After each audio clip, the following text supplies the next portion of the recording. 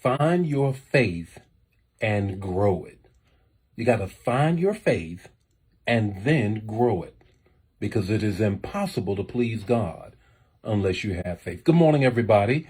The word says that the just shall live by faith. The just shall live by faith. And that's what we're talking about this week. This whole week, we're walking with Abraham with respect to how he finds his faith and then he grows it. I believe that there are some applications from his life that we can make to our lives in this morning's manna. What a wonderful morning it is. It is rainy here in the Midwest in the St. Louis metropolitan region. Oh my God, it's raining cats and dogs, as we would say. Flash floods and all of that going on. But nevertheless, God is still on the throne. And we don't need to build an ark because that is already done. He said he's not going to destroy with a flood no more, so I'm not going to worry. God's got us. Good morning, Angela. How are you this morning? Good morning, Pamela. How are you on this morning? I hope yesterday blessed you. Yesterday blessed you because we started this series. I'm back in the saddle. Glad to be with you. 5 minutes or less, I'm going to share the word with you on this morning. Drop some gems and nuggets on your life that you can live by on this morning. Calling it the morning manna. Good morning, Silas. How are you? Yesterday, I opened up and I talked about this whole piece about find your faith and grow it. And I gave you 3 things. I said that you need to be able to lead, don't loiter, and leverage. Those are the 3 things. You can check it out on my page on what I said on yesterday. This morning is all about finding your faith and growing it. The friction of faith. The friction of faith. Put that in the chat area. I'm going to give you the text to talk, to take away. You already know it. If it's your first, second, or third time joining us here at the Manna Fam, then let us know. Put who you are, where you are watching from, so we can shout you out. And this is what we want to just share this 3 things about the text. The text, of course, is Genesis 12:1. Leave your family, leave your countrymen, leave your father's household, and go to a place that I'll show you. Gave you the context on yesterday, saying that this is in the wake, of course, of God destroying the earth. There he is in 8, and then in 9 and 10, then God puts the whole earth back together, and in 11 he destroys the Tower of Babel, and then 12 God speaks to Abraham and says, hey, leave your family, leave your countrymen, leave your father's household, go to a place that I'll show you. Abraham has to find his faith and then grow it. The same thing for you and I.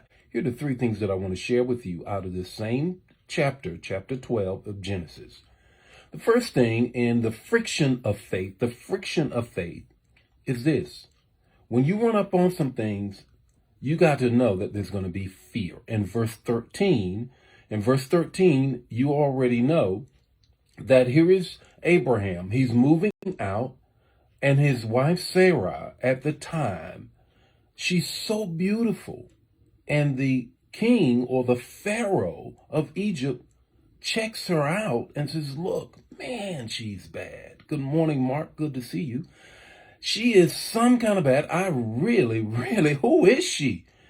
And then here in verse 16, he falters. He falters. How does he falter? Abraham falters because he tells a lie. This is my sister. It's my sister. Now, I don't know about you, but I really like to drill down deep into this whole thing about how here Abraham tells a lie, but God still moves him on. God still keeps him. God still works with him.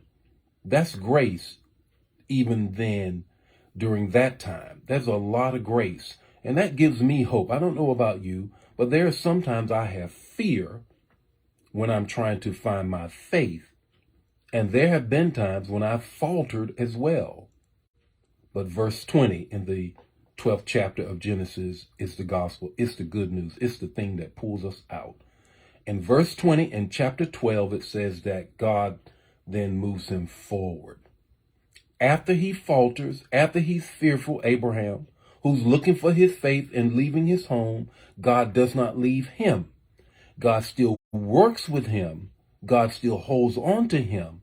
And then God then gives him favor with Pharaoh and says, look, Pharaoh says, let him go because God's hand is on him. And our whole place is going to fall apart if we don't let him go.